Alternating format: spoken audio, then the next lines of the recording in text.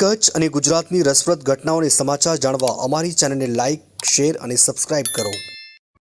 ગૌમાતાને ભારતીય સંસ્કૃતિ, પરંપરા અને આધ્યાત્મિકતાનું જીવંત પ્રતીક ગણાવતા કચ્છના સંત સમાજ અને એકલધામના મહંત યોગી દેવનાથ બાપુએ ગૌમાતાને રાજ્યમાતાનો દરજ્જો આપવાની માંગ સાથે ભુજ ખાતે કલેક્ટર કચેરી નજીક અનશન ઉપવાસ શરૂ કર્યો છે. આ અભિયાન ગૌ સંરક્ષણને કાનૂની આધાર આપવા અને ભારતની સાંસ્કૃતિક ધરોહરનું ગૌરવ જાળવવાના ઉદ્દેશ સાથે શરૂ કરવામાં આવ્યું છે. યોગી દેવનાથ બાપુએ જણાવ્યું કે આ ધર્મ યુદ્ધ માત્ર સંતોનું નથી, પરંતુ સમગ્ર સનાતન સમાજનું છે. આ આંદોલનને કચ્છના સાધુ સંતો, ગૌપ્રેમીઓ અને રાષ્ટ્રીય હિન્દુ સંઘના સમર્થન સાથે વેગ મળ્યો છે, જેમાં ગુજરાતના અન્ય સંતોને પણ આ ચોમાસુ સત્રમાં ગૌમાતાને રાજ્યમાતા જાહેર કરવાની માંગણી સરકાર સમક્ષ રજૂ કરવા જોડવાનું આહવાન કરાયું છે. યોગી દેવનાથ બાપુએ ઉદ્દેશ સ્પષ્ટ કરતાં કહ્યું કે મહારાષ્ટ્રમાં ગૌમાતાને રાજ્યમાતાનો દરજ્જો આપવામાં આવ્યો છે, તો ગુજરાતમાં આવું શા માટે ન થઈ શકે? ગૌમાતા માત્ર ધાર્મિક લાગણીનું પ્રતીક નથી, પરંતુ તેનું દૂધ, કૃષિમાં ઉપયોગ, પ્રાચીન ઔષધો અને આધ્યાત્મિક શાંતિ માટેનું મહત્ત્વ પણ અનન્ય છે. આ અભિયાનમાં અનેક સંતો, મહંતો અને ગૌભક્તોએ સમર્થન આપ્યું છે. આ પવિત્ર યજ્ઞમાં કચ્છની જનતા અને ગૌપ્રેમીઓને જોડાવા આહવાન કરાયું છે, જેથી આવનાર પેઢીઓને સાંસ્કૃતિક વારસો સાચવી શકાય.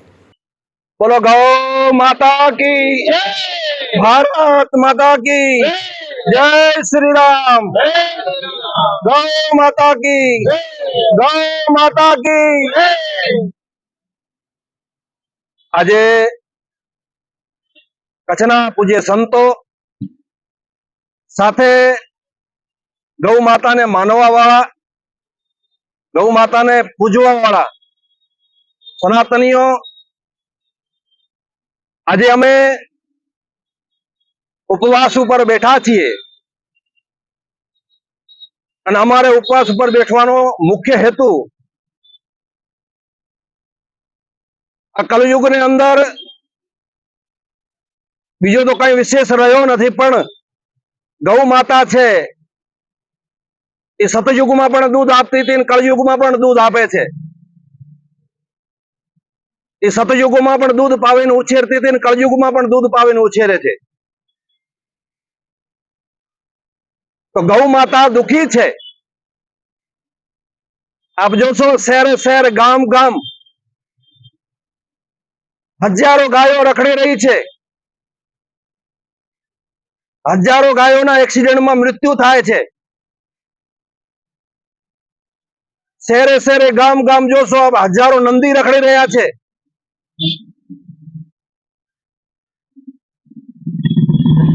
અમે સંત છીએ, અમે સનાતની છીએ. અમારા સનાતન અંદર ગૌ માતાનો બહુ મોટો સ્થાન છે, પૂજનીય છે. અને ગૌ માતા દુખી હોય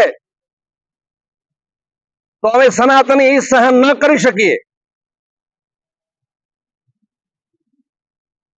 સરકારને પહેલે ઘણી બધી રજૂઆતો થયેલી છે અને છેલ્લે 2 મહિનાથી અમે કચ્છના સંતો અને આગેવાનો, સનાતનીઓ સરકાર સાથે વાતચીત કરવાના ઘણા બધા પ્રયાસો કર્યા કે ભાઈ અમારી માંગ છે કે ગુજરાતની અંદર ગાય માતાને રાજ્ય માતાનો દરજ્જો મળવો જોઈએ.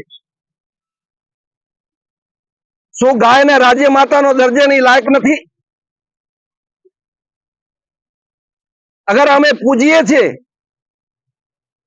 તો આ દેશની અંદર, આ રાજ્યની અંદર 80% સમાજ ગાયને પૂજવા વાળો છે, સનાતની છે. શું એને અમે યોગ્ય સ્થાન ના અપાવી શકીએ? આ શું અમારો ધર્મ નથી? શું અમારો દાયિત્વ નથી?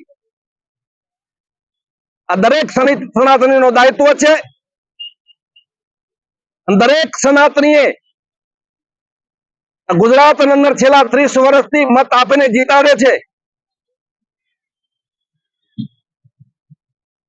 તો શું અમારી માંગણી ગેરવ્યાજબી છે? શું અમે માંગ ન કરી શકીએ? અને સરકારનું શું દાયિત્વ નથી કે એ માંગને સ્વીકારે. એટલે ઘણી બધી માંગણીઓ થઈ, ઘણી બધી રજૂઆતો થઈ છે, એટલે સાંભળવામાં નથી આવી. આ લોકશાહી છે, લોકશાહીની અંદર અમે બધા સનાતનીઓ સંતોએ નક્કી કર્યો છે કે લોકશાહી તરીકે આપણે માંગણી કરીએ. એટલે આજે અમે બધા સંતો સનાતનીઓ કચ્છ કલેક્ટર ઓફિસની સામે અનશન ઉપર બેઠા છીએ, ઉપવાસ ઉપર બેઠા છીએ. જ્યાં સુધી ગૌ માતાને ન્યાય નહીં મળે, જ્યાં સુધી ગૌ માતાને સન્માન નહીં મળે, અમે બધે નક્કી કર્યો ત્યાં સુધી ઉઠવાના નથી. હું આપણા માધ્યમથી દરેક સનાતનીને અપીલ પણ કરું છું કે આ ધર્મનું કામ છે. ગૌ માતાને ન્યાય મળવો જોઈએ. એ ન્યાયની હકદાર છે. ગાય સિવાય સનાતન ની અંદર કોઈ બી ધાર્મિક કામ પૂરો થતો નથી. એ ગૌ માતાનો ઘી હોય, દૂધ હોય, કોઈ ભી શુભ કાર્ય કરવો હોય તો એના પંચગવ્ય થી જ થતો હોય છે. હું દરેક સનાતની અપીલ કરું છું કે આ મુહિમ સાથે જોડાય અને આપણે સૌ સરકારને મજબૂર કરીએ. ગૌ માતાને રાજ્ય માતા એને નિર્ણય લેવો પડે, જાહેર કરવી પડે. એટલા માટે હું બધા સનાતનીઓ પુનઃ અપીલ કરું છું કે મોટી સંખ્યામાં જોડાઈને અમે બધા સંતોએ નક્કી કર્યો છે કચ્છના રોજે 10-10, 15-15 સંતો. હું તો ઉપવાસ રોજ બેસવાનો છું, બીજા સંતો સાથે આવશે, રોજે બેસવાના છે. ગુજરાતમાંથી સંતો આવશે, અલગ અલગ જિલ્લાઓમાંથી આવશે.